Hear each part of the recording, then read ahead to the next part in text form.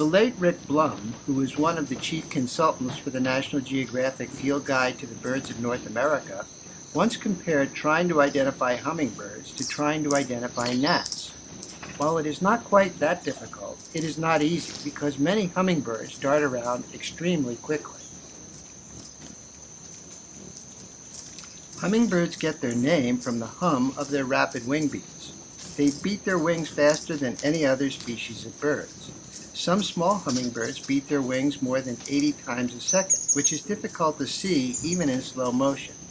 They are the only birds who can fly backwards. They also can hover and maneuver in all directions. Hummingbirds have the fastest metabolisms of any animals, which is why they must eat a lot and why one frequently sees them feverishly looking for food. Their diet consists mainly of insects. They also consume flower nectar, which the sugar water in feeders approximates. The length and shape of the bill of any hummingbird species is an adaptation for drinking nectar from its flowers of choice. Hummingbirds are aggressive and will challenge much larger birds. What they lack in size, they more than make up for in speed and spunkiness. There are more than 330 species of hummingbirds, and they are found exclusively in the New World. They have some of the most creative names of any bird species, with Jacobins, fairies, wood nymphs, and coquettes, as well as many named after jewels, such as emeralds and sapphires. Many have iridescent feathers that glisten when seen in the right light. I live in the Washington, D.C. area, where there is only one regularly occurring breeding species of hummingbird, the ruby-throated. But I took a trip to Central Panama in October 2012, and the areas I visited have 34 species of hummingbirds. I ended up seeing 27 of them, and they range in size from 2.5 to 6 inches. The entire country of Panama has 59 hummingbird species. I observed many hummingbirds at feeders in Serra Azul and at the Panama Rainforest Discovery Center. I also saw hummers around the Canopy Tower and the Canopy Lodge, the two places I stayed during my trip. Watching hummers at feeders can be very enjoyable because you have a chance to see them at close range when they stop to drink. They seem to have a pecking order which is not based on size. Some small hummers chase away larger ones. Because hummingbirds seem to be fearless, you often can get close to where they feed. Many of them vocalize, mostly with small squeaking sounds. Now that you have seen how fast hummingbirds fly in real time, I will show you footage that includes still photographs and slow-motion video of 13 Panama species so that you can see their field marks more easily.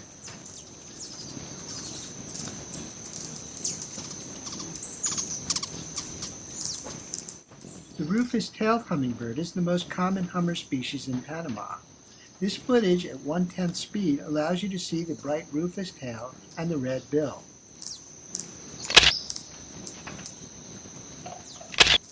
You can see the bill and tail more clearly on this still photo.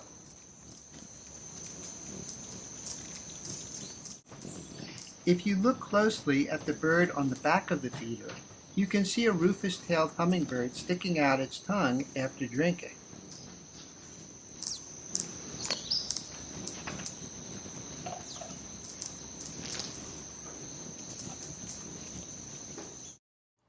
The snowy-bellied hummingbird is similar to the rufous-tailed, but it has a white belly.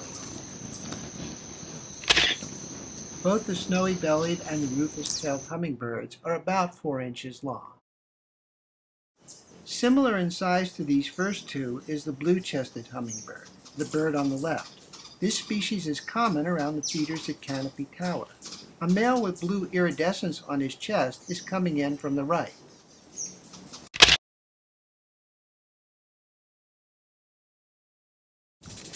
Slightly larger than the first three is the bronze-tailed plummet. It is typically found at higher elevations. In the lowlands, one is more likely to see its cousin, the white-vented plummet, who visits the feeders around the Canopy Tower.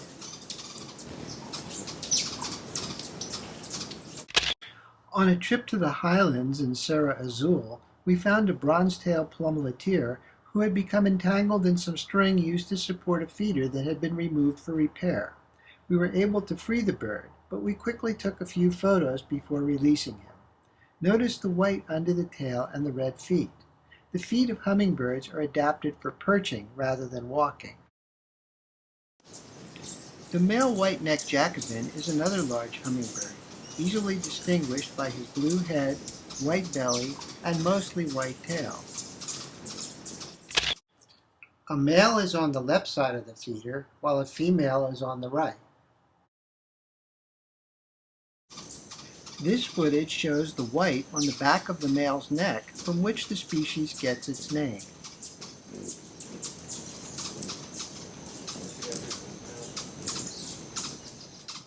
Jacobins tend to be aggressive around feeders.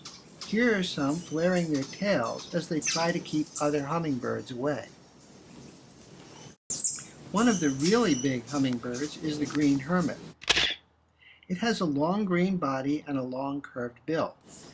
You can see the long red lower mandible and the two long white-tipped central tail feathers that extend beyond the rest of the tail. A related species is the long-billed hermit, who has a long brown body and a long curved bill. Its central white-tipped tail feathers are even longer than the green hermit's. About 30 hummingbird species are called hermits. They get their name because they usually wander alone in the forest. They typically do trapline feeding, which means that instead of picking a particular patch of flowers and defending it, as is done by some species of hummers, hermits visit flowers along a line that typically stretches anywhere from a quarter to a half a mile. Not all of the hermits are as large as these two. Some are only about half the size of the long-billed and green hermits.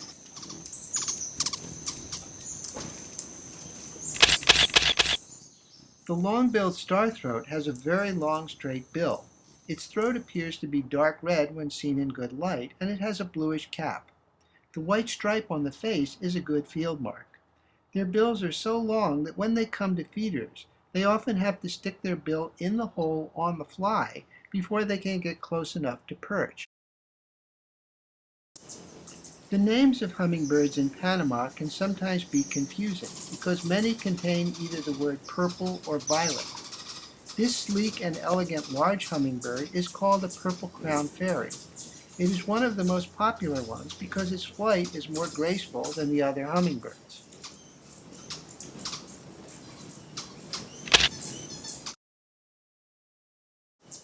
This male violet-crowned wood nymph is not as sleek, but still very striking with his violet crown and bright green throat. The violet-headed hummingbird is distinctive because of its small size and white spot behind the eye. I did not see this species come to the feeders. Instead, violet-headed hummingbirds fed in the nearby flowers.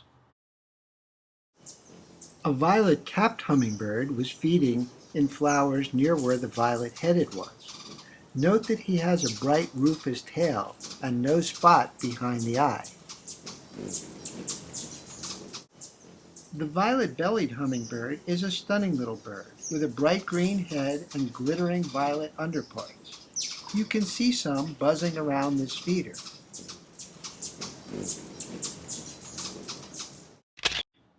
I saw one who seemed to be faithful to a particular spot on a branch where he would roost in between trips to the feeders. Hummingbirds seem to have the personalities of addicts, always needing another drink. Watching them can become addictive, and I have to confess that I am hooked.